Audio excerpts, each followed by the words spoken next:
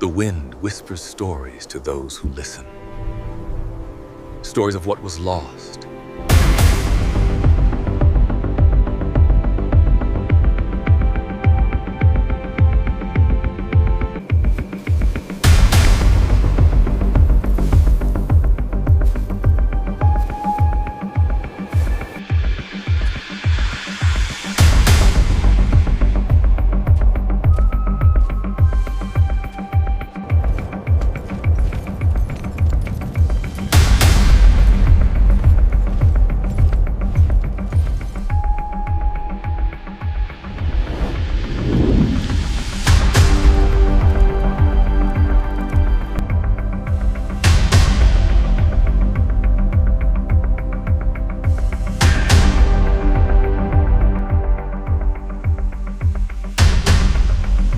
Welcome back, traveler, to Forgotten Kingdoms of Africa.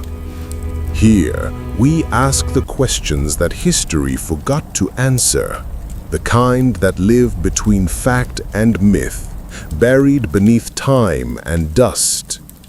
Tonight, we travel north, beyond the forests and rivers of ancient Nigeria, into the endless gold of the Sahara, a place where the wind itself remembers the rise and fall of empires. They say the desert forgets nothing, but hides everything. Because somewhere beneath these shifting dunes once stood cities, vast, walled, and brilliant, their streets lined with markets of gold and salt, their towers glimmering beneath a sky of endless sun. The empire was called Kanem-Bornu, and for nearly 1,000 years it ruled the heart of Africa. But what if it never truly vanished? What if beneath the Sahara the lost cities of Kanem-Bornu still wait to be found, perfectly preserved, their secrets sealed in sand and silence? And what if those secrets held proof that Africa once held the key to global power, centuries before the rest of the world caught up?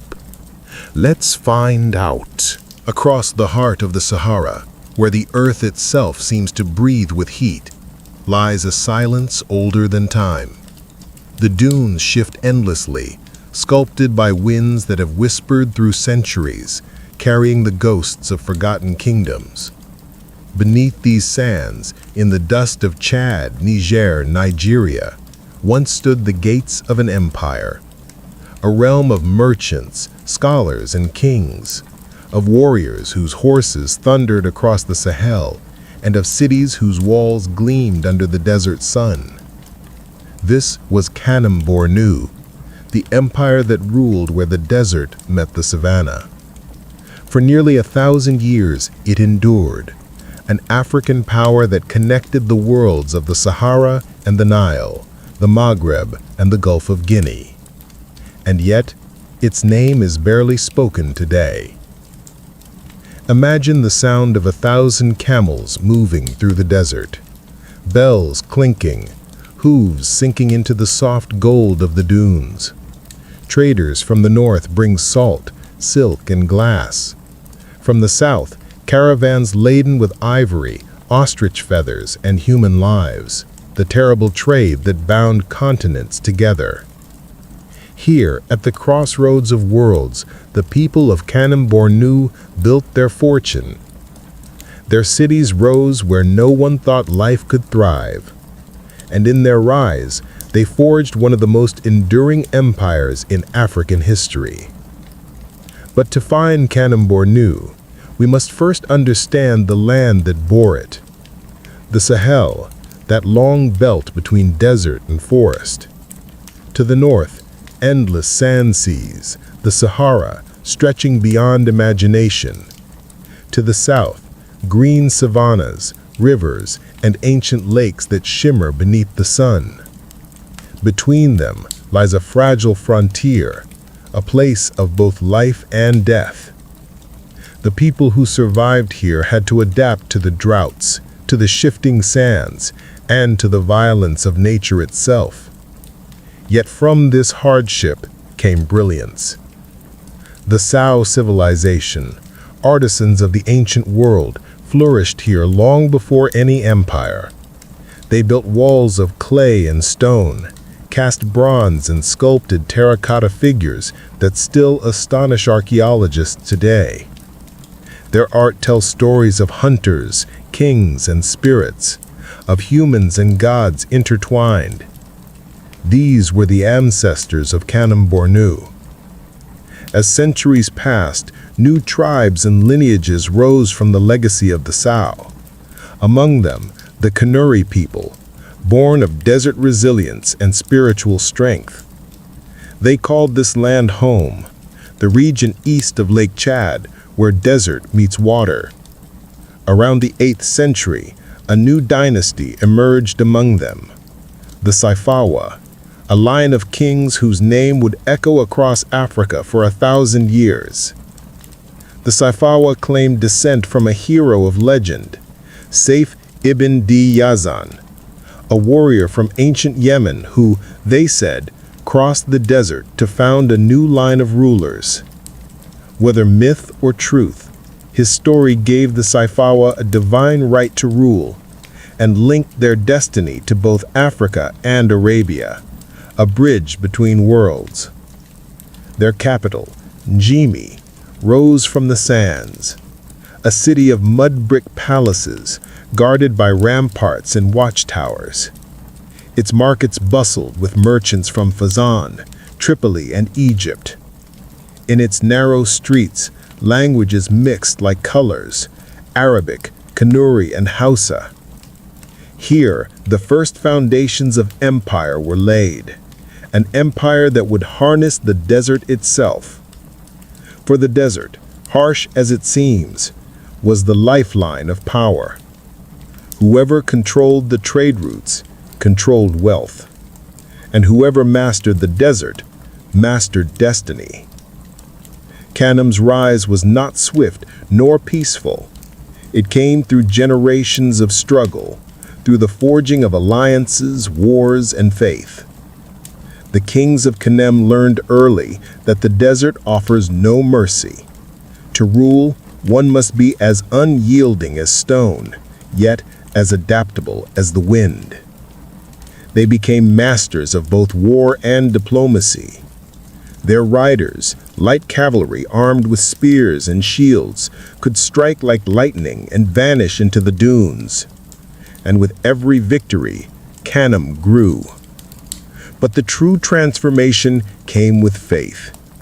As Islam spread across North Africa, carried by traders and scholars, it reached the courts of Kanem.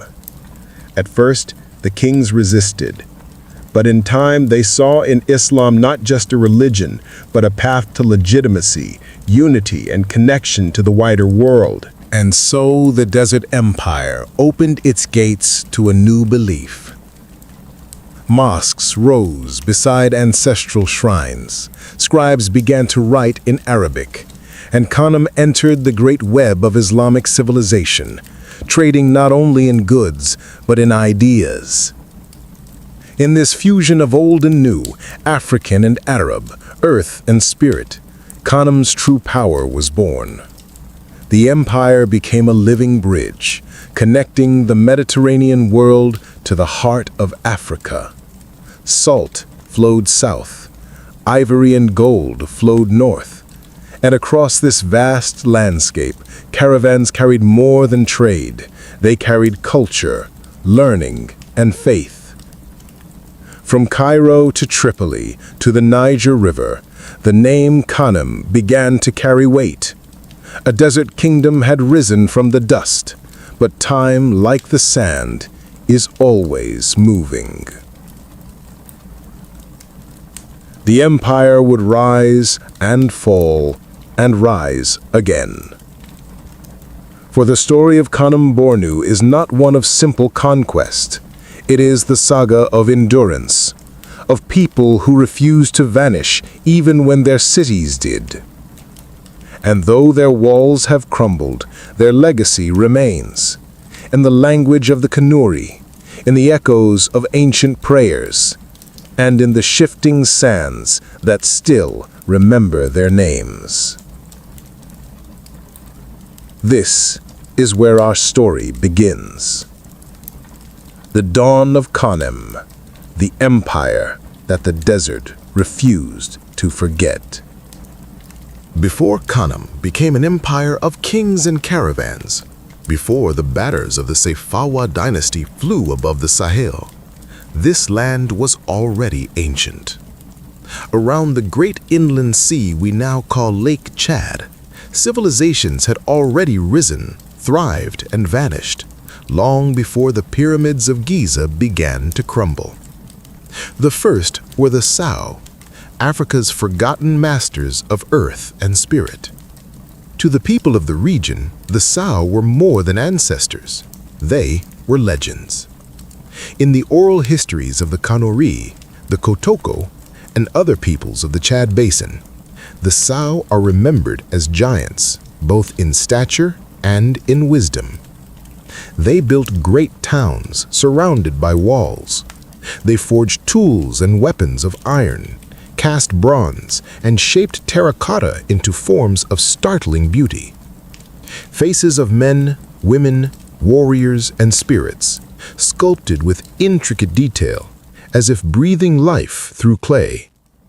To this day, fragments of their art are unearthed near Lake Chad, silent witnesses to a world that flourished between the 6th and 10th centuries.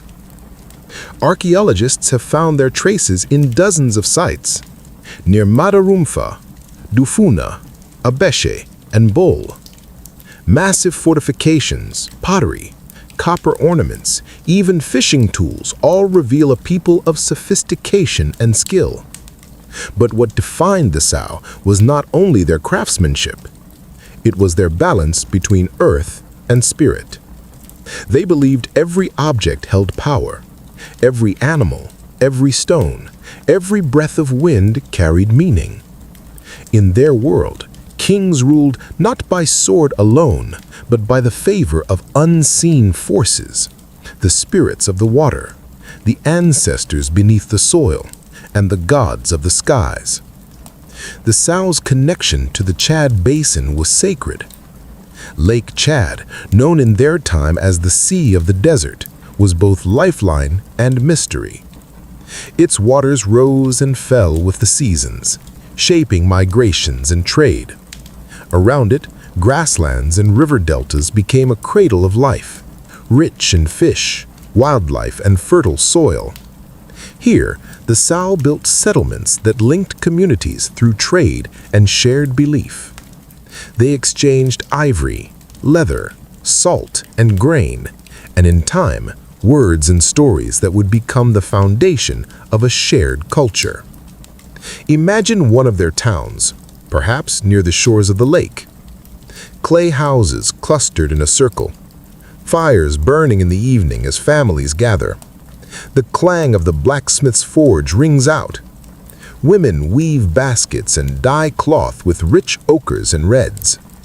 The rhythm of drums marks ceremonies under the moonlight, rituals to call upon spirits, to honor ancestors, to celebrate harvest.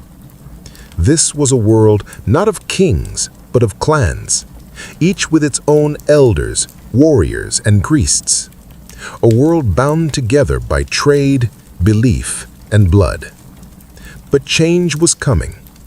From the north, new peoples began to appear, nomads from the desert, bringing with them camels, iron, and knowledge of faraway lands.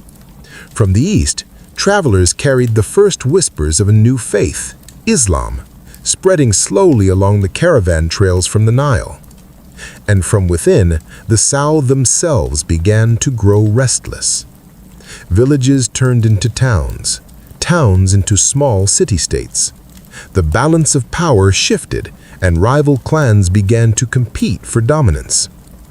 Out of this crucible of competition and conflict, a new power emerged. Around the 8th century, one lineage began to rise above all others, uniting disparate clans and warring groups under a single banner. They were known as the Dugua, the early rulers of Kanem. Their capital stood somewhere east of Lake Chad, perhaps at Njimi, perhaps lost beneath centuries of sand. These early kings were not yet emperors, but they had something their rivals lacked: vision. The Dugua leaders saw that to survive in the Sahel, power had to be more than local. The desert was vast, its tribes unpredictable, and the trade routes treacherous. To control the land, one must control the movement of goods, of people, of faith. And so, Kanem began to form, not as a sudden empire, but as a network, a web of alliances, marriages, and conquests that bound the region together. The Dugua kings ruled through both persuasion and force. They sent emissaries to distant clans, offered protection to merchants, and demanded tribute from those who resisted. The markets of early Kanem must have been alive with color and sound. Turag traders from the Sahara bring salt and copper. Hausa merchants from the west with dyed cloth and leather goods. Even early travelers from Nubia and Egypt were drawn by rumors of wealth beyond the dunes. In exchange, Kanem offered grain, ivory, ostrich feathers, and captives, the bitter currency of the ancient world. The kingdom grew rich, and the Dugua kings began to dream of empire. Yet the power that unites also divides. As Kanem's influence spread, rival dynasties rose, and conflict followed. Among the Dugua line, ambition ran deep. Brothers turned against brothers. Blood was spilled not by foreign invaders, but by the hands of kin. Still, through the chaos, one truth endured: the dream of a greater Kanem, a realm that would outlast its kings. It was during this turbulent age that the Dugua rulers encountered the influence that would forever change their destiny.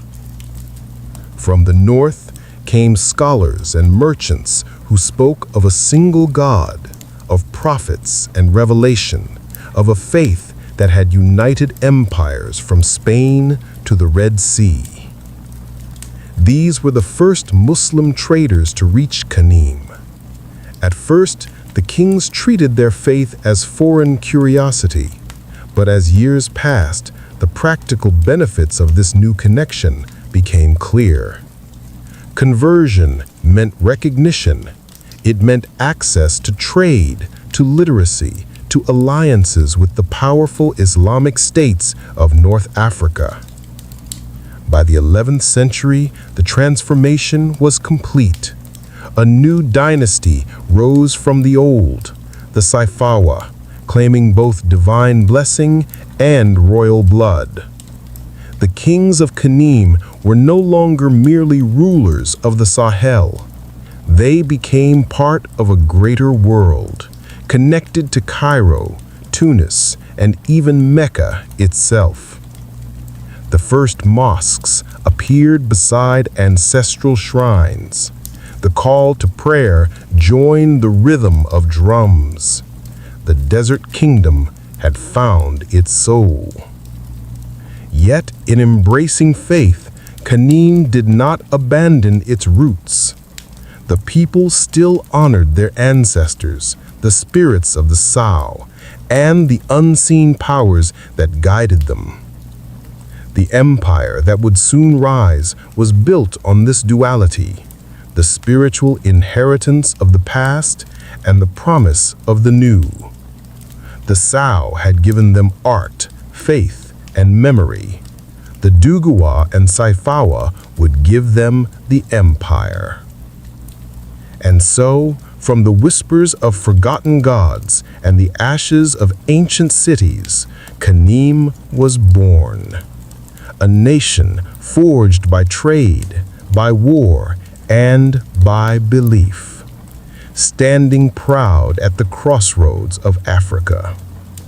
Its kings would soon command armies that rode like storms across the dunes. Its scholars would correspond with sultans and caliphs. Its caravans would cross thousands of miles, carrying with them not only wealth, but destiny. But before Kanem could reach its glory, it would be tested by rebellion, by ambition, and by the unforgiving hand of the desert. For every empire born in sand must learn one lesson: the desert gives and the desert takes away. The rise of the Sayfawa dynasty. In the heart of the Sahel, beneath the merciless sun, a dynasty was being born. Out of centuries of tribal struggle and spiritual awakening, the Sayfawa rose, a royal line destined to command the sands of Africa.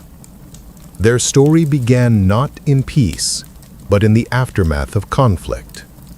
The Duguwa kings had ruled Kanem for generations, yet their hold was fragile, shaken by rival clans, shifting loyalties, and the lure of foreign faith. Amidst this chaos emerged a ruler whose vision would transform Kanem forever. Mai Ibn Abdel Jalil, the first king of the Sayfawa dynasty. Around the middle of the 11th century, Humai embraced a new path. He renounced the traditional gods of the Duguwa and declared his loyalty to Islam. His conversion was more than spiritual, it was strategic. By aligning with Islam, Humai linked Kanem to the great web of Muslim states across North Africa and the Middle East. In a single act, he turned his desert kingdom into part of a world-spanning civilization. The Sayfawa understood something profound. Religion was not just a matter of the soul, it was a tool of power. Through Islam, they gained legitimacy in the eyes of powerful allies, the emirs of Tripoli, the sultans of Egypt, the scholars of the Maghreb. Arabic became the language of record. Diplomacy flourished. Letters and envoys moved across the desert, carrying words of alliance and tribute. The desert, once a barrier, became their highway. The Sayfawa transformed Kanem into a state of extraordinary ambition. Their rulers took the title Mai, meaning he who decides. From their capital at Njimi, they ruled with both divine and earthly authority. The Mai sat at the center of a vast network of vassals, generals, and governors. Power radiated outward, from the palace to the towns, to the oases, to the furthest trade posts on the fringes of the desert. But an empire cannot grow on faith alone. It must be forged through conquest. Under the Sayfawa, Kanem became a kingdom of warriors. Its armies, disciplined cavalrymen armed with long lances and leather shields, became the envy of the Sahel. These desert riders, mounted on agile horses bred for endurance, could travel days without water. They moved swiftly, striking without warning and vanishing into the dunes. The Sayfawa kings expanded their dominion across the Sahel. To the north, they reached into Fezzan, controlling the trade route to Tripoli. To the east, they pressed toward the Nubian borderlands. To the south, their influence touched the grasslands of the Hausa and Kanuri peoples. Every conquest brought wealth, slaves, gold, and tribute.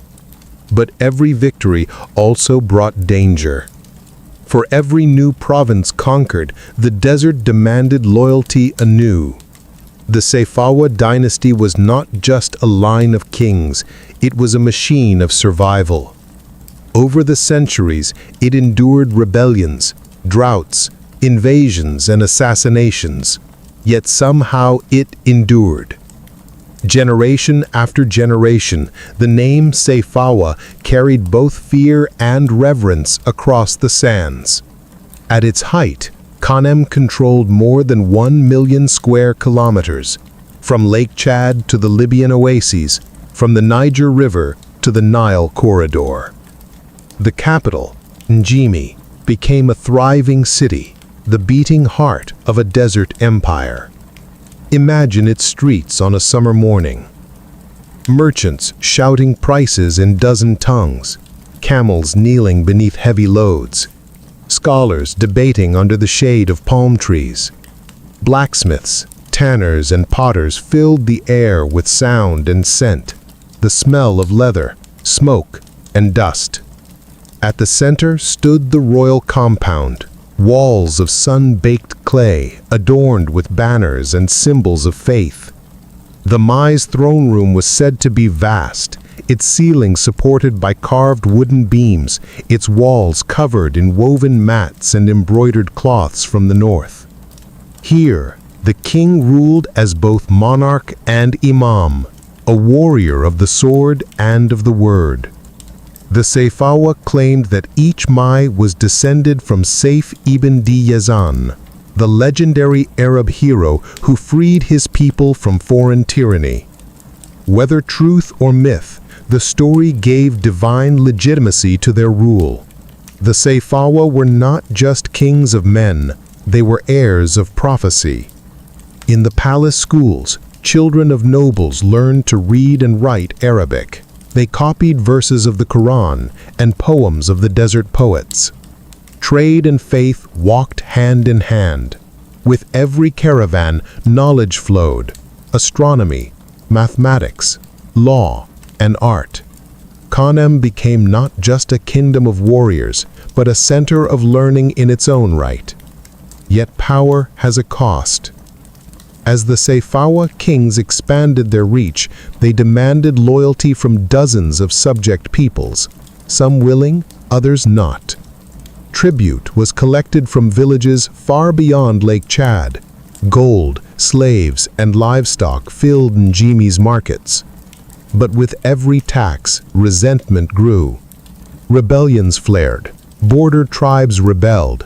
The Mai's armies put them down, but the seeds of instability had been sown. By the 13th century, Kanem stood at its height, but also at the edge of overreach. The empire's vast size made it difficult to govern. Powerful generals began to act as kings in their own provinces. Courtiers whispered. The royal bloodline fractured into rival factions. The same desert roots that brought wealth now carried war. From the east, a fierce nomadic people arose, the Bulala. Mounted warriors from the Lake Fitri region, skilled in the art of desert warfare. They struck at Kanem's heart, sacking outposts, burning villages, and driving fear into the empire's core. For the first time in centuries, the Sayfawa faced an enemy that mirrored their own tactics: swift, ruthless, unyielding. The Bulala attacks shattered Kanem's unity. The royal court was forced to flee westward, abandoning Njimi, the city of their ancestors. The old great capital fell silent. In its place, the desert reclaimed the land, covering the palaces, the streets, and the tombs of kings. But though Kanem was lost, the Sayfawa dynasty did not die. They carried their crown, their faith, and their memory into exile. For decades, the Sayfawa wandered across the lands of the Chad Basin. And in that wandering, they learned humility. The empire of stone became an empire of memory, a people without a capital, but not without hope. And from that hope, a new kingdom would rise. West of Lake Chad, among fertile lands and flowing rivers, they found a new home. There they built new cities, stronger, wiser, and more enduring than the ones lost to sand. The Sayfawa would rule again, not from Kanem, but from Bornu. And in time, the world would come to know them as the rulers of Kanem-Bornu, an empire reborn from the ashes. They had lost a kingdom, but found immortality. For no wind can erase the name of the Sayfawa, the dynasty that turned the desert into their throne and wrote their legacy across the sands of Africa. The city of Njimi. Dawn rises over the Sahel. The first light spills across the horizon, turning the dunes to gold and the air to fire. And there, at the crossroads of sand and savanna, a city stirs. Smoke rises from clay chimneys. From its watchtowers, guards gaze toward the desert, watching for the silhouettes of caravans and travelers. This is Njimi, the beating heart of the Kanem Empire, once one of the most powerful cities in all of Africa. To approach Njimi in its prime was to witness a miracle of endurance. A city carved from the edge of nothing, built where others saw only sand and wind. Its walls rose from the desert like an illusion, glowing red in the morning light. Inside, its streets wound like veins, carrying life, trade, and power through the heart of an empire. At its center stood the royal quarter, a vast compound of mud brick palaces decorated with geometric carvings and symbols of faith. Here lived the Mai, King of Kings. The ruler of Kanem sat beneath a great canopy woven of camel hide and silk from Tripoli. His court shimmered with color, nobles draped in indigo, generals in leather armor, emissaries in robes of white. The smell of incense filled the air, and the low hum of prayer echoed through the halls. Every morning, as the sun climbed, the court came alive. Advisors brought petitions, traders brought gifts, and poets recited verses praising the Mai's wisdom and might. Beyond the palace walls, the city thrived. The marketplace of Njimi was a world unto itself, a sea of color, sound, and scent. Merchants from the north arrived with camels heavy with salt, copper, and glass beads. From the savannas came hunters and farmers bringing ivory, hides, millet, and slaves. The air shimmered with heat and dust. Women sold spices and perfumes. Goldsmiths hammered delicate ornaments in open courtyards. The rhythm of barter and laughter filled every corner of the bazaar. Njimi was not just a capital, it was a crossroads, a meeting place of the desert and the forest, the Arab world and the African heartland. Along the shaded lanes, travelers from far lands gathered in tea houses. Tuareg caravan leaders, Hausa traders, and Berber scribes shared stories beneath woven mats. They spoke of distant oases, of wars and empires beyond the dunes, of Timbuktu, Tripoli, and Cairo. And always the name of Kanem carried weight. To rule here was to rule the desert's lifeblood. Faith, too, flowed through Njimi's streets. The first mosques of Kanem stood side by side with shrines to older gods. In the mornings, the azan, the call to prayer, rose into the air, echoing across rooftops and city walls. In the evenings, elders still poured libations to the spirits of the land, whispering to the ancestors who guarded their homes. In Kanem, the old and the new did not yet war with one another. They danced. The Sayfawa Mai was not just a ruler of men, but a mediator between worlds. To sustain such a city in the desert required brilliance. Wells were dug deep into the earth. Caravans brought dates, salt, and cloth from hundreds of miles away. The Mai's engineers built canals and cisterns to store precious rainwater. In this arid world, water was wealth, and Njimi guarded it jealously. At night, the city transformed. The wind cooled, fires flickered in the courtyards. From the palace came the sound of drums, the rhythmic heartbeat of the empire. Courtiers danced in circles, their shadows swaying on the walls as storytellers recited epics of ancestors and heroes. In the flickering glow of torchlight, the people of Njimi saw themselves not as subjects, but as heirs. Heirs to the Sao, the builders of the land, and to the Saifawa kings who claimed heaven's blessing. Archaeologists can only guess what Njimi truly looked like.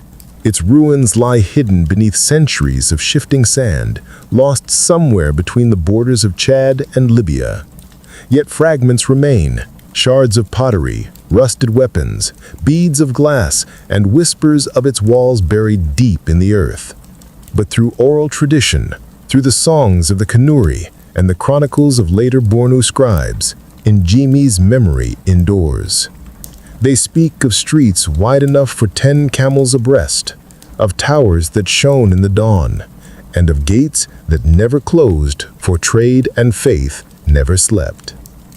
In one surviving record, a traveler from the north described Kanem as a land of justice and plenty, where the king's word carried across mountains and deserts. He spoke of markets overflowing, of scholars debating law and philosophy in the palace courts. If his words are true, then Njimi was more than a city. It was a beacon, proof that civilization could bloom even in the harshest of worlds. Yet even as Njimi shone, shadows gathered at its edges. The empire's wealth drew envy from rivals. The Bulala to the east watched and waited. To the south, restless vassals plotted independence, and within the palace itself, whispers of betrayal began to stir. The Mai's throne, for all its grandeur, rested on shifting sand. The first signs of trouble came with famine, failed rains that turned the plains to dust. Then came revolt. Governors refused tribute, soldiers demanded more pay. The once great web of Kanem began to fray. The Bulala, fierce warriors of the Lake Fitri region, saw opportunity. They struck hard and fast, raiding caravans, ambushing outposts, burning villages loyal to the Saifawa. Njimi fortified its gates, but the tide was turning. The desert that had once protected Kanem now became its enemy, a vast open path for invaders. The royal court struggled to hold the realm together. The Mai, proud but weary, faced rebellion on all sides. At last, as the Bulala armies closed in, he made a terrible decision. The capital would be abandoned. The Saifawa dynasty, the most enduring line in Africa, would leave behind the city of their ancestors. One by one, the torches of Njimi were extinguished. Caravans departed in silence. Nobles, soldiers, servants, and scholars, all carrying what they could. Behind them, the wind began its slow work, erasing the footprints of the empire. Within a generation, the city that once commanded the desert was gone. Only the sand remained, and the echoes of its greatness. Yet even in ruin, Njimi's legacy endured. For the Saifawa carried its spirit with them into exile, into Bornu, into history. They would rebuild, and their new cities would rise greater still. But the people of Kanem would never forget their first home. Njimi, the city of beginnings, of kings, and of dust. In the heart of the Sahara, where the sun burns the horizon, the ghosts of Njimi still sleep beneath the dunes. The wind whispers their names, the sand guards their secrets. And when the moon rises over the Sahel, it shines on the ruins of a kingdom that dared to bloom where life should not exist. The empire may have fallen, but the desert remembers. The Age of Decline. Every empire reaches its dusk, and for Kanem, the sun was setting. After centuries of glory, after the banners of the Saifawa had flown from the Libyan oases to the green savannas of the south, the weight of power began to crush itself. Wealth, ambition, and war had stretched the empire thin. The desert, once their shield, turned against them. Drought, rebellion, betrayal. These were the omens that marked the beginning of decline. The first signs came quietly. The rains failed. The grasslands browned. Caravans returned empty, their camels weak from thirst. In Nejimi, the markets thinned. Traders from the north began to avoid the routes through Kanem, fearing bandits and famine. The king's treasury shrank. Soldiers went unpaid. Hunger gnawed at the heart of the empire. But nature was not the only enemy. Inside the palace, ambition festered. The royal family, once unified under faith and legacy, had split into factions, each prince claiming descent from the legendary Saif. Brothers conspired against brothers. Ministers whispered lies for gold. The once mighty Saifawa court had become a battlefield of words and daggers. In the chronicles of the later Bornu scribes, they tell of the 3 generations of blood, a time when the throne changed hands through assassination, not succession.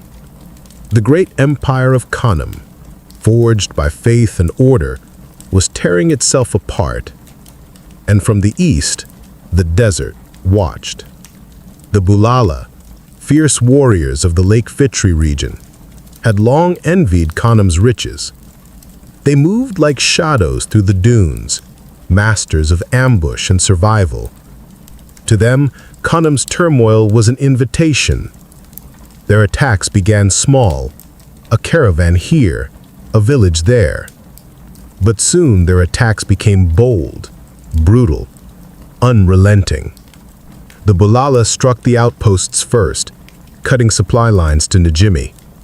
When the Saifawa armies marched out to confront them, they found not a single enemy, but many, scattered like the desert wind. The invaders struck, vanished, and struck again. Slowly, the empire's edges began to burn. Towns fell. The Bulala burned the villages loyal to Kanem and enslaved their people. In time, they marched on Nejimi itself, the city of kings, the city of 1,000 prayers.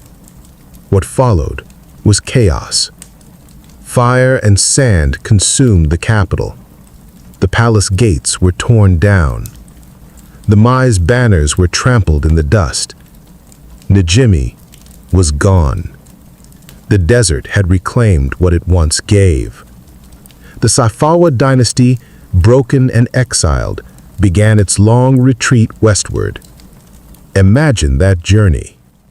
The endless march through desolation. A royal procession stripped of splendor. Soldiers in rags, scholars carrying scrolls in torn cloth, children walking barefoot across the sands. Behind them, the empire smoldered. Before them, uncertainty stretched to the horizon. The chronicles speak of this exile as the Great Flight. It lasted years. Entire generations were born and died on the road. The Saifawa moved westward, following the rivers, the marshes, and the promise of fertile land. Many perished along the way. But still the royal line endured, carried forward by faith and memory. In the darkest days of exile, the Saifawa kings sought strength in the only thing that remained, faith. They prayed not for conquest, but for survival. The desert had taken their throne, but not their purpose. And in time, the answers were answered. West of Lake Chad, they found a new land, a place of rivers, wetlands, and endless grass, a place that could feed their people and shelter their armies. Here they founded a new capital, Nagazagamu. Here the Saifawa were reborn. Kanem was gone, but Bornu had risen. The survivors built their homes from mud and reed. They planted crops, rebuilt trade routes, and forged new alliances with the surrounding peoples. Slowly, the scars of exile began to heal. The Saifawa rebuilt their armies, retrained their cavalry, and re-established the great caravans that linked them to the north. Once again, the camels crossed the desert. Once again, tribute flowed. The spirit of Kanem had found new life in Bornu. Yet this rebirth was not just physical, it was spiritual.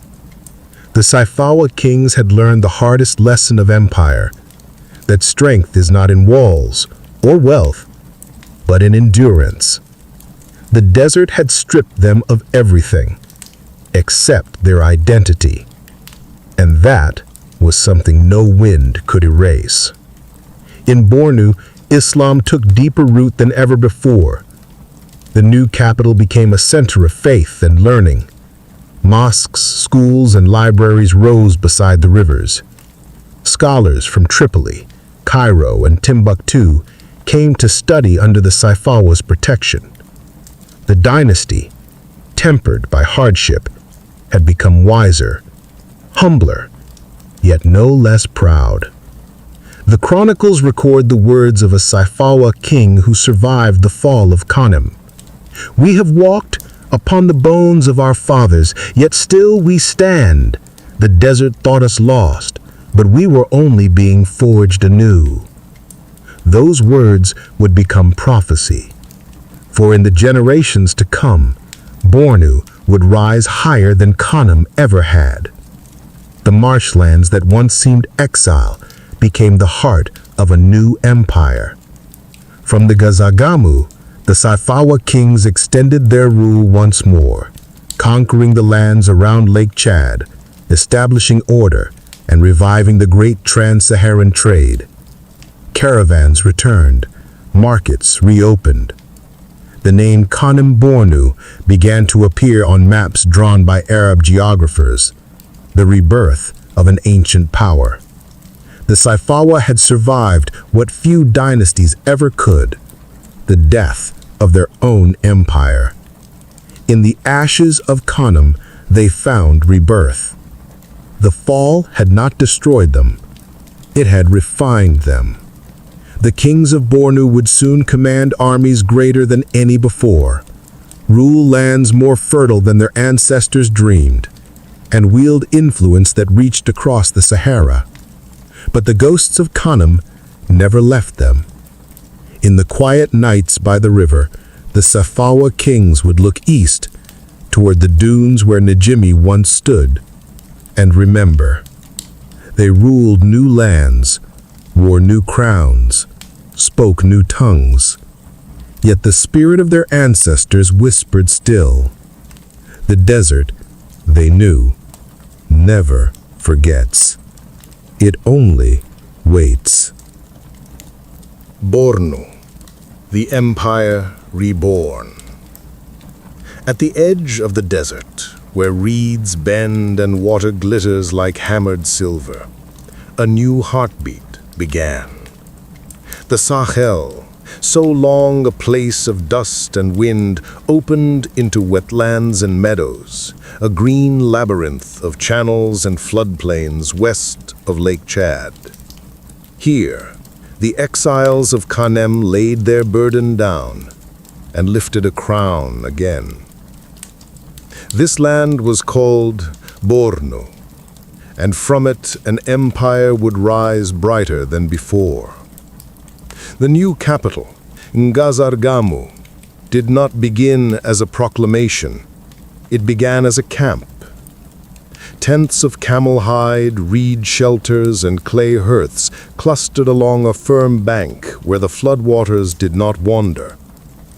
The Saifawa, who had once ruled from the fortresses of Njimi, now slept under woven mats and starlight.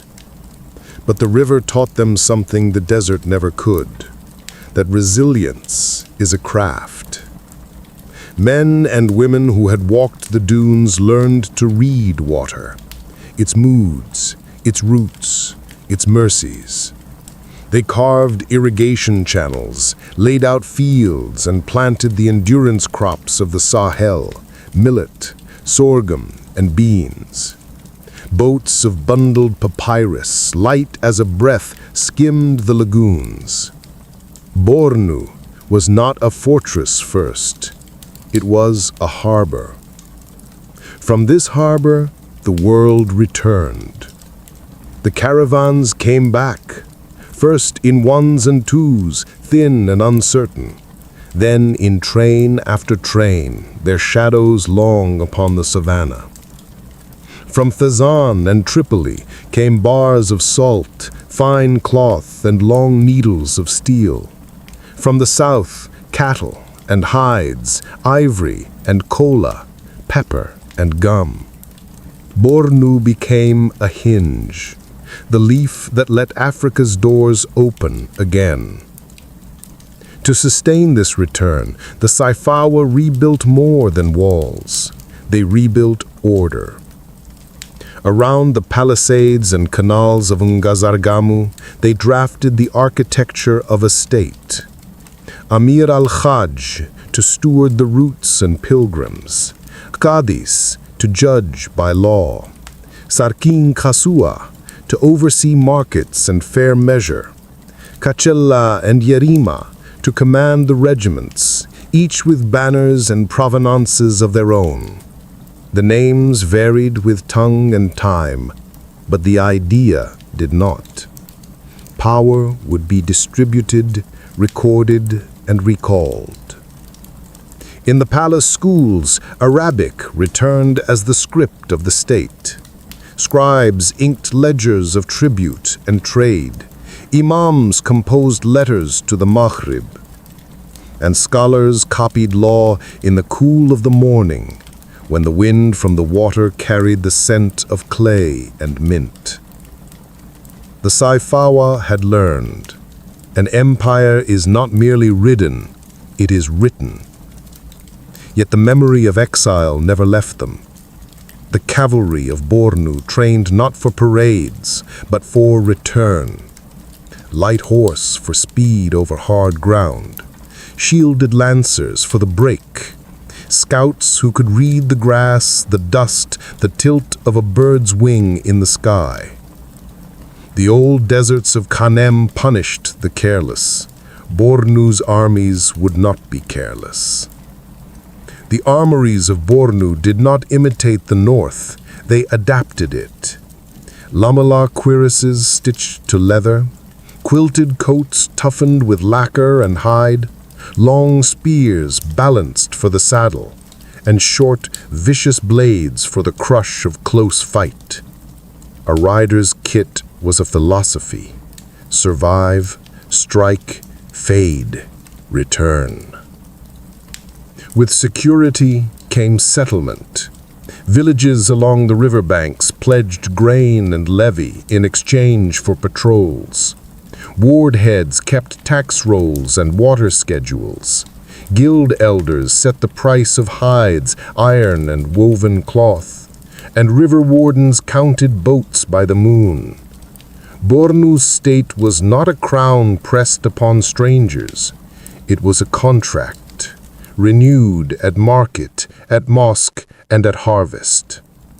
Faith flowered without erasing its root. Islam deepened, its law shaping courts and its calendar pacing the year. But ancestral customs did not vanish. They nested within. The Imam's sermon called for justice and fair measure. The elder's libation called for memory and restraint. In Bornu, law and lore were not rivals. They were two hands lifting the same vessel. Trade returned not merely as coin, but as conversation. Husadyers taught new indigo baths. Songhai traders relayed the price of gold on the Niger. Tuareg guides mapped wells across the empty lands. And scholars from Kawa, Murzuk, and Tripoli debated law beneath reed roofs. Their speech a braid of Kanuri cadence and Maghribi flourish. In the ledger of Bornu's rebirth, the first line was learning. Maktabs taught children to trace letters like waves and swords. Older students learned accounts, a market's truth carried in numbers neat enough to pour, precise enough to bind. In the margins of law texts, apprentices drew reed boats and horse tack, pictures that made theory remember practice. The water itself became a road. Where dunes had once devoured kings, now lilies quilted channels that stitched town to town. Couriers in narrow craft skimmed news faster than hooves on sodden ground. Bornu's map was not a line, it was a net, cast wide and hauled in by season. With stability, the Saifawa looked outward, not for vengeance first, but for balance. Treaties with Western neighbors secured cattle corridors and millet exchange. Envoys rode to the House of Cities to pledge road peace, that caravan bells would not be drowned by war drums.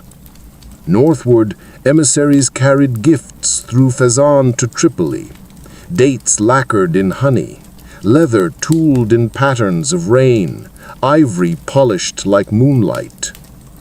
Letters crossed the desert, from the Mai of Kanem-Bornu to the Wali who keeps the gates upon the sea. Between lines of courtesy, the terms were plain: tolls, escorts, guarantees, redress. Bornu's sword would clear the road, Bornu's seal would keep it clear. Memory, though, asked a harder question. What is a kingdom that does not remember its first house? Scouts went east, not armies, eyes. They followed dry wadis and scattered wells, listening for stories that the dust had kept. They found pottery whose glaze still hummed with heat long spent, beads like frozen drops of dawn, and walls that had become hills. The reports were carried to Ngazargamu at dusk, read aloud in a court that stood to hear the names of Njimi and Kanem without trembling. Rebirth was not amnesia, it was continuity reclaimed. In the new capital, the year had a pulse. The harvest brought processions, girls crowned with woven reeds, elders in indigo that the sun could not fade, horsemen who rode with lances lifted, then lowered in salute. At night, lanterns swung on poles like slow planets. The air smelled of millet steam and spice. In the midst of this joy, the Mai appeared, simple in dress, deliberate in step, and spoke of mercy in tax, justice in measure, patience in drought. Empires do not only rule by fear. They bind with ritual, promise, and proof. Inside the palace, councils ran like rivers. The Council of Roads, guides, camel masters, and map-minded elders, charting where patrols would sleep and where travelers would drink. The Council of Markets, weights, scales, seals, fraud as a kind of treason. The Council of the Rains, herders and farmers bartering calendars, deciding when fields should rest and herds move. Policy here was not a decree flung from a height. It was listened into being. Not all listening ended in peace. Bandit clans budded where roads grew fat. A satrap too sure of distance skimmed levy from the scales. Bornu replied with swiftness, a raid that did not linger, a trial that did not wander. Mercy for hunger, iron for theft committed with a banner. Piece by piece, the map of Kanem-Bornu took shape. A body with its head at Ngazargamu, its spine along the waterways, its arms in the caravan towns, its eyes on the deserts that had once broken it. Across this body, law flowed with the grain and the prayers. Crafts rooted the abstract to the hand. Weavers beat indigo into cloth dense as shadow. Potters lifted vessels that cooled water simply by breathing. Leather workers stitched sandals wise to stone.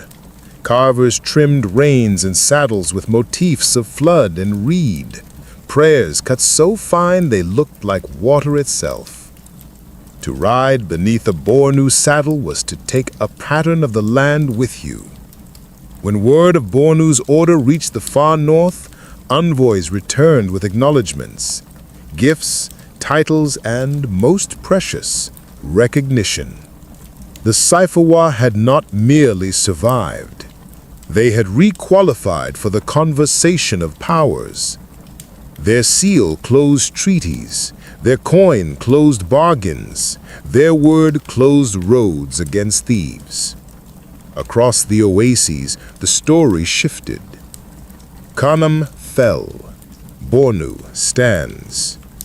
In this season of rebuilding, a question ripened like fruit. What might a ruler become who has learned both dust and water?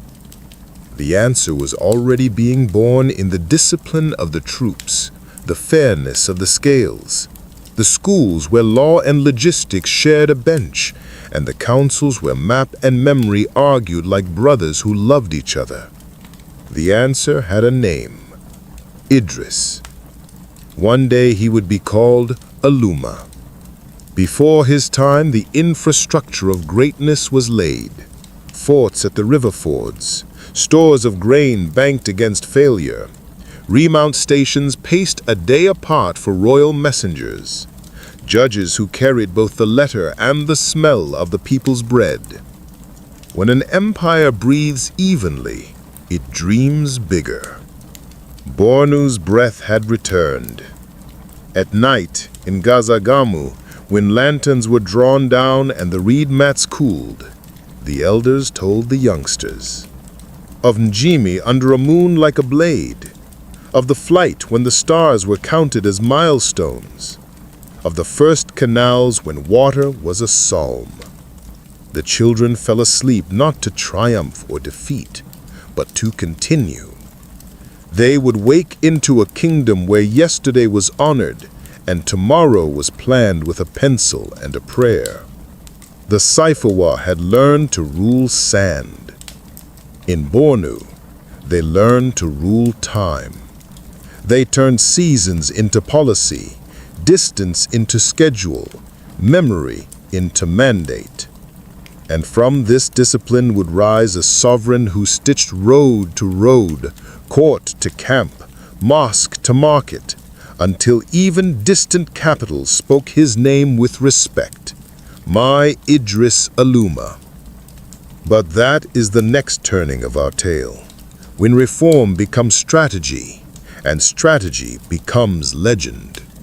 For now let the reed beds whisper what the dunes once decreed. An empire can be broken, an empire can be reborn. The age of Idris Alooma. The sun rises over Bornu. The wetlands glow gold beneath its fire. Riders move along the water's edge, disciplined, silent, purposeful. Their armor gleams, their banners ripple like tongues of flame. These are the soldiers of Mai Idris Alooma, the man who would transform Bornu into a model of power, justice, and faith. Under his reign, the Safawa reached their zenith, and the empire of Kanem-Bornu became one of the great powers of Africa. Idris Alooma came to power in the mid-16th century, when the empire was vast but unstable. Trade flowed, faith thrived, yet the borders trembled. Rival chiefs grew bold, foreign merchants took liberties. The desert had grown quieter, but peace, as always, was temporary. Into this world rode Alooma, warrior, scholar, and reformer. His reign would last for nearly half a century, his legacy for centuries more. Alooma was not born into comfort. His youth was marked by hardship, exile, conflict, and loss. Yet from adversity he learned the art of endurance. From faith he learned purpose. And from history he learned that to rule an empire, one must first understand it. He studied not only the Quran, but also law, logistics, and the sciences of administration. When he took the throne, he did not simply inherit Bornu, he rebuilt it. His first act was to reform the army. The Safawa cavalry, once proud but scattered, became a disciplined machine. He divided his forces into clear ranks: scouts, lancers, archers, and reserves. He standardized armor and weapons, and for the first time, he introduced firearms, muskets, and cannons brought through trade with the Ottoman Empire and North Africa. The roar of gunpowder joined the thunder of hooves. His armies could move faster and farther than any in the Sahel. With meticulous planning, Alooma built a system of fortified camps and supply depots, each stocked with grain, salt, and fodder. Messengers on horseback relayed orders through a chain of signal fires and flags. In this way, his reach extended from the western shores of Lake Chad to the sands of Fezzan. Every road was watched. Every garrison knew its task. Yet Alooma was more than a general. He was a strategist of society. He understood that strength on the battlefield meant nothing without stability at home. He overhauled taxation, ensuring fairness between nomads and farmers. He established courts of law where both Muslim scholars and tribal elders could sit in judgment. And he personally reviewed petitions from the poor, an act that became legend. Every decree he issued was copied in fine script and sealed with the mark of the Safawa lion. Justice, he believed, must not only be done, it must be seen. His administration recorded every grain of tribute, every horse, every field of millet under royal protection.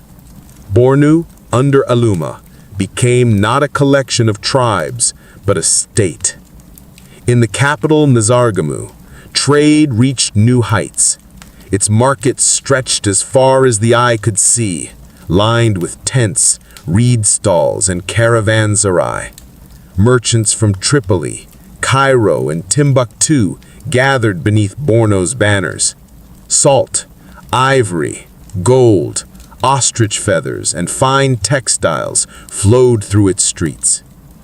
Slaves, a tragic constant of the age, were traded as well, destined for markets beyond the desert. It was a world of brilliance and cruelty, wealth and faith, intertwined like roots beneath the soil. Alooma's influence reached beyond the market. He strengthened Islamic scholarship across the empire. Scholars traveled freely, carrying knowledge and law between towns. He built mosques in every major settlement, inviting scholars from Egypt and the Maghreb to teach. Arabic chronicles record his debates with jurists, his questions about governance, and his love of precision. He was both king and student, both ruler and servant of faith. It is said that before every campaign, Alooma would kneel in silence, not to pray for victory, but for righteousness. To fight injustice is not conquest, it is duty. His war was not for expansion alone, but for order.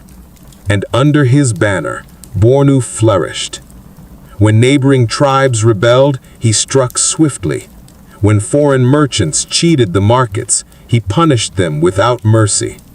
His campaigns were legendary, recorded in both African and Arab chronicles. His troops marched east into Bagirmi, west into Hausa lands, and north into Fezzan, reasserting Bornu's supremacy. One by one, the trade routes of the Sahel returned to his command, and with them came tribute, peace, and respect. Diplomats from Tripoli and Cairo traveled to Nizargamu to meet him. They found not a barbarian warlord as the North had imagined, but a ruler of grace, intellect, and formality. He corresponded with the Ottoman Sultan, and his letters were carried across the Sahara, royal messages sealed with wax and written in flawless Arabic. His name reached even the ears of European travelers, who spoke of Bornu with awe. Yet Alooma's greatness was not measured only in conquest. He was a builder.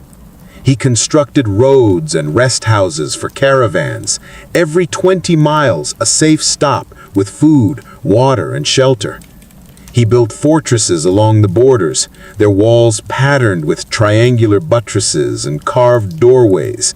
And in Nizargamu, he commissioned new schools and gardens where reeds and papyrus whispered beside running water. The empire had found its rhythm again, a harmony between earth and faith, sword and word. It is said that in the evenings, the Mai would walk among the trees of his palace garden, his guards at a distance, his mind deep in thought. He asked his scribes to read aloud from the histories of earlier kings, those of Mali, Songhai, and Egypt. They too rose, he would say. They too fell. And then he would return to his council, planning the next day's reforms. For Idris Alooma understood that greatness is not built in victory, it is built in vigilance. Even so, the burden of empire weighed heavily. In his later years, Alooma faced unrest from within. Factions at court, nobles resentful of his discipline, and provinces grown proud from prosperity. Yet he endured with patience. An empire, he said, is a trust. It is not owned by the ruler. It is borrowed from the people. These words were written by his chroniclers, a rare confession from a king who held power over thousands of miles of land. When Alooma died, Bornu wept. His body was carried through Nizargamu in silence.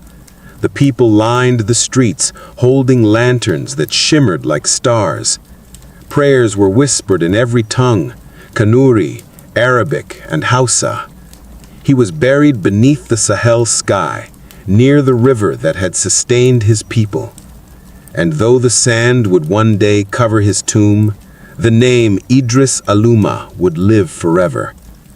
Under Alooma, the empire of Kanem-Bornu became a model of stability and justice, a realm that commanded respect from Cairo to the Niger. His laws endured for generations. His roads remained long after his banners faded, and his name entered legend, not as a conqueror who ruled by fear, but a reformer who ruled by order, discipline, and faith. In every age, a ruler appears who defines what leadership can mean. For Bornu, that ruler was Idris Alooma, the man who turned an empire of survival into a civilization of purpose. His reign was not only the height of Kanem-Bornu, it was its mirror, reflecting the wisdom and scars of 1,000 years. The empire would never be the same again, and though time would test it, the memory of Idris Alooma endures, the scholar king of the desert, whose justice outlasted his walls. The shadow of empire. Every empire leaves behind two shadows. One falls on the land, the ruins, the broken walls, the buried cities. The other falls on the soul, the memory of what once was. After Mai Idris Alooma, Bornu stood tall, its banners known across the Sahara. But the seeds of decline were already sown. for time is a patient conqueror. It does not strike with armies, but with change. When Alooma's voice fell silent, the weight of his vision passed to heirs less prepared for the burden. The throne of Bornu became a prize of intrigue, cousins, generals, courtiers, each vying for the lion's seat. The empire was vast, the court crowded, and the loyalty of provinces no longer certain. What Alooma had unified by law and order began to splinter through ambition and neglect. Successions grew contested. The councils that had once guided wisely now bickered in secrecy. The army, proud under Alooma, became a ladder for opportunists. Bornu's discipline faded, replaced by politics, and politics, in time, devours its own. Yet the decline was not sudden. For generations after Alooma, the Saifwa dynasty continued to rule, still respected, still wealthy, but slowly shrinking. The world beyond Bornu was changing. To the west, the Songhai Empire had fallen, torn apart by invaders from Morocco. In its place rose smaller Hausa states, restless and ambitious. To the south, new kingdoms of the forest gathered strength, trading directly with the Europeans who now lined the Atlantic coast. The old trans-Saharan roots, once Bornu's lifeblood, began to wither. The caravans grew fewer each year. Traders who once crossed the desert now turned west, toward ports and foreign ships. The ocean, that distant blue horizon beyond the forests, had become the new road of empire. And for Bornu, landlocked, proud, and ancient, the world seemed to drift away. But it was not trade alone that threatened the empire. To the west, the Fulani, pastoral people bound by reformist zeal, began to rise. Led by warriors and preachers, they swept through Hausaland, founding a new order under the banner of Islam. Their movement was both faith and revolution, purifying, relentless. And like a tide, it rolled eastward. Bornu's kings watched as cities fell one by one. Kano, Katsina, and the plains beyond bowed to the new caliphate of Sokoto. In Bornu, tension grew. For the Saifwa were Muslim, yet their power was old, hereditary, aristocratic. To the reformers, this made them corrupt, kings who ruled by tradition, not by divine mandate.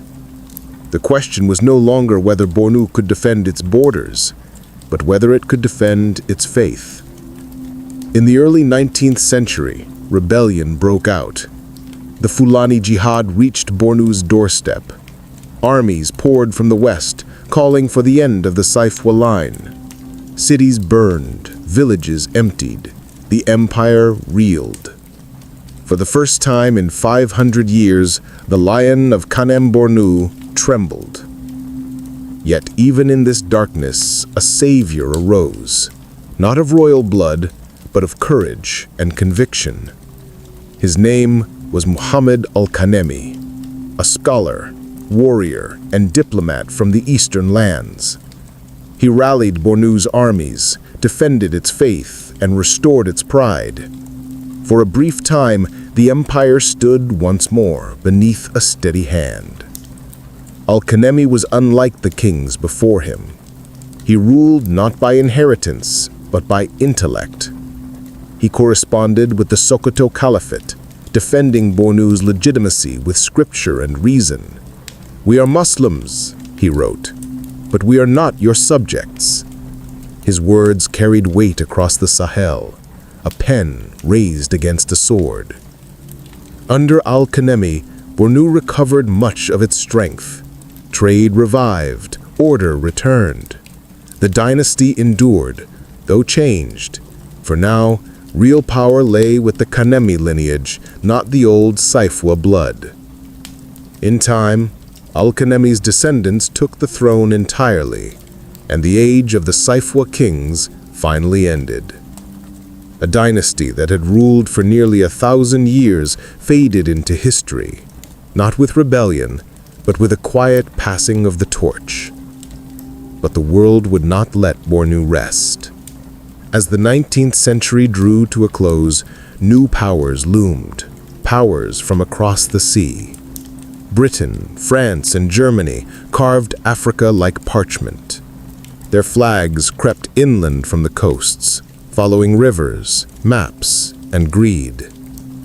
The lands of Kanem-Bornu, ancient crossroads of African civilization, became prizes in a new and alien game. In 1893, the empire met its final blow. A warlord from Sudan, Rabi Az-Zubair, invaded from the east, leading a hardened army of riflemen and mercenaries. He captured Bornu's capital, sacked its towns, and claimed the throne in the name of conquest. For the first time in memory, the heart of Bornu belonged to an outsider. Rabi ruled briefly, but his defiance drew the wrath of Europe. In 1900, French colonial troops defeated and killed him at Kusuri. His fall marked not liberation, but occupation. The old empire of Kanem-Bornu was carved into pieces, divided among French Chad, British Nigeria, and later Cameroon. Borders drawn by foreign hands split what had once been one of Africa's oldest continuous civilizations. The Saifwa line was gone. The palace of Nagasargamu stood in ruins. The caravans that once crossed the Sahara now traveled by rail and ship, guided by foreign merchants and foreign tongues. The desert, patient as ever, closed its wounds in silence. The empire was dead. Yet, its shadow remained. For in the people of the region, the Kanuri, the memory of Kanem-Bornu endures. Their language still carries words spoken in Jimi 1,000 years ago. Their proverbs, their songs, their prayers still recall the age of kings. In the markets of Maiduguri, in the villages of Chad and Niger, the legacy of Bornu whispers through daily life, not as nostalgia, but as identity. And so the story of Kanem-Bornu did not end in conquest or colonization. It lives in language, in faith, in memory. Its empire may be gone, but its spirit still rides the wind across the Sahel, whispering to every traveler who crosses the desert's edge. The desert remembers. In the shadows of empire, memory becomes monument. The Saifwa kings have no marble tombs, no stone citadels. Their legacy lives in people, in the courage of endurance, and in the idea that no empire is truly lost, so long as its story is told. And so we tell it still. The archaeology of memory. Dawn finds the Sahel before the sun does. A gray breath moves across the flats, stirring reeds and tents in the same whisper. Beside a low rise, a hill that is more memory than stone, lamps flicker on, and the day's careful work begins. Archaeology is not a hunt for treasure. It is a listening. A decade after a storm, the sand still tells you which way the wind once went.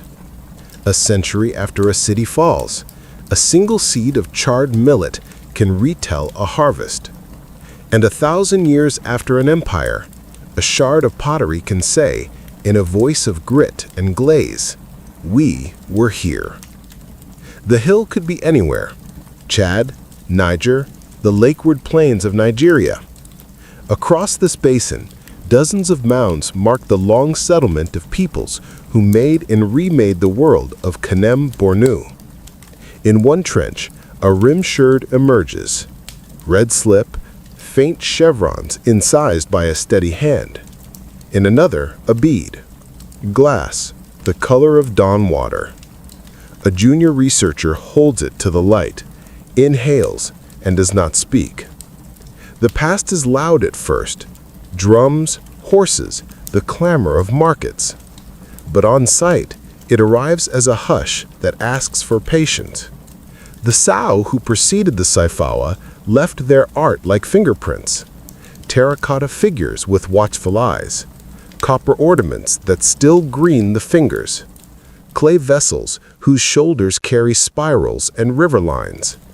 Their walls were mud and reed, their memories oral and ritual. And yet, the soil remembers with the stubbornness of clay. A hearth circle, a storage pit, an amulet pressed into the corner of a house as it was built, a whisper baked into the architecture. The archaeologist records, bags, labels, photographs, every step a vow to return meaning to context. A shard is never just a shard. It is trade if the temper is alien to local clay. It is a taste of the form copied from a fashion from the north. It is time if the soot beneath it dates the last meal it held. Layer by layer, the trench becomes a ledger, and the ledger begins to speak of routes. Glass drawn down the trans-Saharan roads, copper hammered thin as a prayer. Cowries counted from coasts far beyond Bornu's horizons. Out on the water, Lake Chad shifts its shoreline like a sleeping animal turning in dreams. For millennia, it has swollen and shrunk, fed and failed. Empires rise on their abundance, then tighten their belts when they breathe out. In receded seasons, the lake's retreat exposes banks strewn with pottery and bone. Fishermen pull up nets, and sometimes, with the fish, a weight of the past, a grinding stone, a broken figurine, a rusted arrowhead. The lake returns what the wind once hid. It is an archivist made of water. Not all archives are in the ground. Some live in the mouth. In villages along the old caravan lines, storytellers, imams, and elders keep a record stitched from rhythm and refrain. A grandmother points to a knotted string and names the kings in order. A rosary of rulers. A griot recites the exile from Njimi as if it were last year's dry season. The tale is not a map, it is a bearing. And when the archaeologist listens, the tale points the trowel as surely as a compass. Collaboration is a craft. The best field notes are written with the community's pen. Elders show where a shrine once stood. Herders mark where the ground sounds hollow. Women recall which flood spared whose house and why. Archaeology here is not extraction. It is return. Of names to places, of stories to objects, of dignity to a past treated too long as rumor. Far from the field, a second excavation unfolds. In archives where paper deserts stack higher than dunes. Arabic chronicles, brittle leaves recording embassies, wars, and the price of salt. Letters from desert merchants, waypoints, wells, distances paced in days. European travelers' journals, wrong in the particulars, right in the astonishment. To read these sources is to triangulate a city that isn't there anymore. To make a map of relationships and let the coordinates of memory suggest a place called Njimi. The picture grows in strokes. Njimi, the court where Saifawa decrees were spoken and stitched into law. Ngazagamu, the marshland capital where the empire rehearsed its rebirth. Fazan to the north, its oases beating like relay hearts to the sea. Bornu's river towns are knitting wetlands into roads. Each site, each text, each song threads into a fabric whose pattern is not obvious up close. Step back and you see it, the weave of 1,000 years. And then a face, terracotta, insistent. The eyes are almond, lids slightly lowered. The mouth is neither smile nor frown. Across the brow, a line suggests a band or scarification. It is not a portrait of a person, it is a portrait of an idea, that those who made us are still watching. In museum displays from N'Djamena to Maiduguri, such faces stand quietly beneath glass. Children lean close, looking for themselves in clay baked 10 centuries ago. The old and the young meet at a temperature cooler than time. Museums are not mausoleums when they honor use. A pot was not crafted to be admired. It was crafted to pour and to serve. An amulet was made to be worn until it forgot it was separate from the wearer. To display these things is to negotiate with their purpose. Increasingly, curators invite the descendants, Kanuri voices, Kotoko artisans, and scholars of the basin to tell the story on their terms.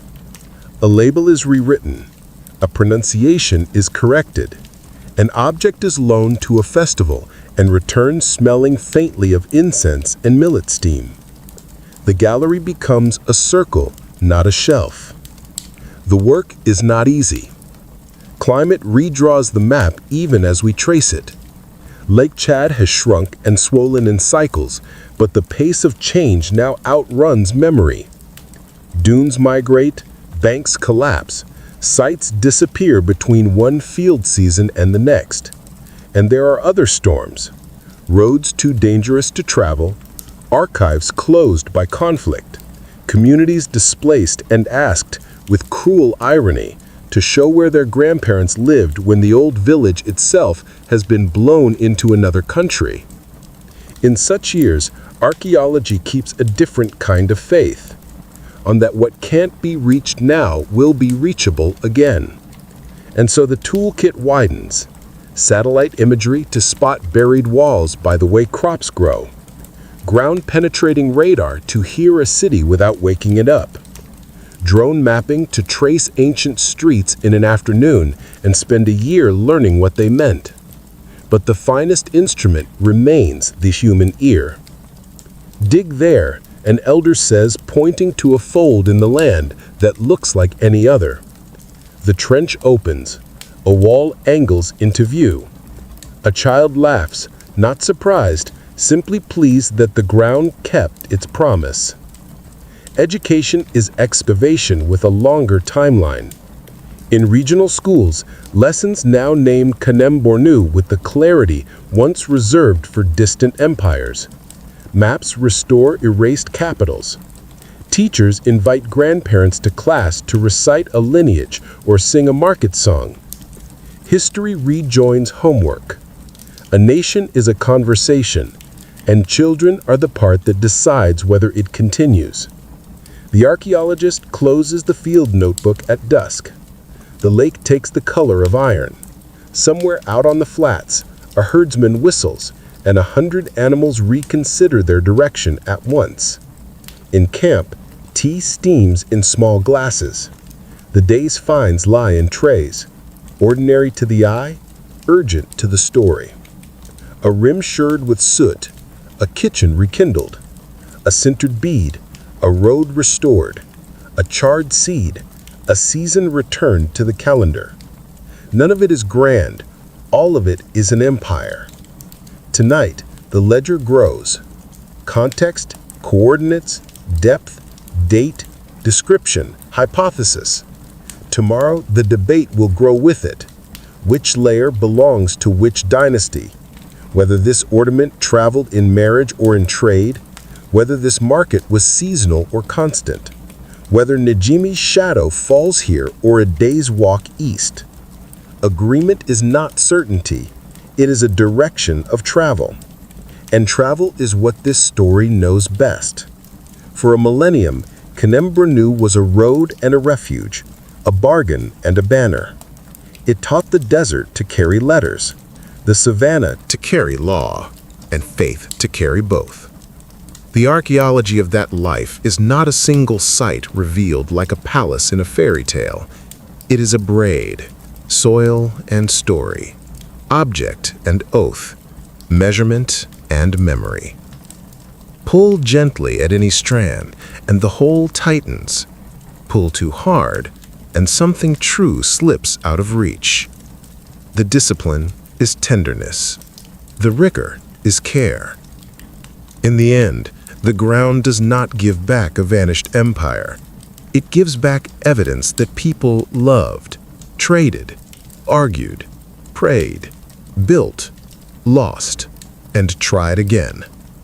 It gives back a city that is more verb than noun. And when we say Kanem-Bornu, we are not merely naming a place that was. We are acknowledging a continuity in which the present lifts a small, dusted shard to the light and says, "We still are." The desert never forgets. In the hour before dawn, when the desert is neither dark nor light, the wind moves like memory, gentle, persistent, ancient. The sands shift, and for a moment you might swear you see it. Walls half buried, gates reforming, banners trembling in a heat that no longer burns. This is not an illusion. It is remembrance, the world rehearsing what it cannot bear to forget. 1,000 years ago, caravans carved roads through silence. They carried salt and silk, gold and faith, but they also carried a connection. They proved that Africa was never isolated, that even in the heart of the Sahara, ideas traveled faster than wind. Kanem-Bornu was one of those ideas made flesh, a kingdom that became a crossroads, a desert that became a dialogue. Today, where the empire once ruled, life continues. In the markets of Maiduguri, in the fishing towns of Bol and Bagirmi, in the fields of Difa and the streets of N'Djamena, people trade, argue, sing, and pray in the languages born of Kanem-Bornu's long conversation. The past is not behind them. It walks beside them, barefoot, in the dust. Every bowl of millet poured, every call to prayer that crosses the lake, every child who learns the Kanuri word for journey, Safara, keeps the empire's rhythm alive. For history is not a monument, it is a pulse. In schools now, the name Idris Alooma stands beside those of Mansa Musa and Askia the Great. Students trace the old trade routes on maps that once left this region blank, and in doing so, fill the emptiness with truth. The line between archaeology and ancestry blurs. The living claim their lineage not as legend, but as evidence. The empire's story does not belong to the ruins or to the scholars alone. It belongs to every voice that remembers, to the storytellers who recite the flight from Njimi, to the elders who still call a stretch of sand the King's Road, to the children who ask, "Was it real?" and are told, "Look around you." History is not simply recovered, it is relearned. Each generation decides what to keep, what to question, what to carry forward. In that choice lies power, the same kind that once built cities of clay and faith out of sand and belief. The story of Kanem-Bornu is the story of endurance. It reminds us that civilizations do not vanish, they change their shape. They become languages, habits, rhythms, prayers. They become people. Somewhere under the same stars that watched the Saifawa ride, a traveler sits beside a small flame. The wind carries dust across his path. He cups his hands around the fire, and in the glow, the sand glitters. Grains of quartz, yes, but also grains of story. Tiny mirrors of all who came before. He smiles, and the desert, faithful chronicler, writes his name beside theirs. From the forgotten walls of Njimi to the living markets of Bornu, from terracotta statues to digital screens, the continuum endures. Africa's kingdoms were never lost, only waiting to be heard again. And as long as someone tells their stories, the wind will answer with its timeless refrain. The desert never forgets. The world stares in disbelief. If true, The Kanem-Bornu Empire may have pioneered the combustion age centuries before the Chinese. But official history hesitates, because rewriting the past means reimagining power, and not everyone likes that. The archaeologist's journal ends with a single line: "The desert has not forgotten, only we have." And so the story fades, half history, half legend. The lost cities of Kanem-Bornu remain buried, but not gone, because sometimes the greatest ruins aren't made of stone, they're made of memory. If you enjoyed tonight's journey, join us again. There are more kingdoms to rediscover, more timelines to rewrite, and more stories the world forgot to tell. I'm your narrator, and this is Forgotten Kingdoms of Africa.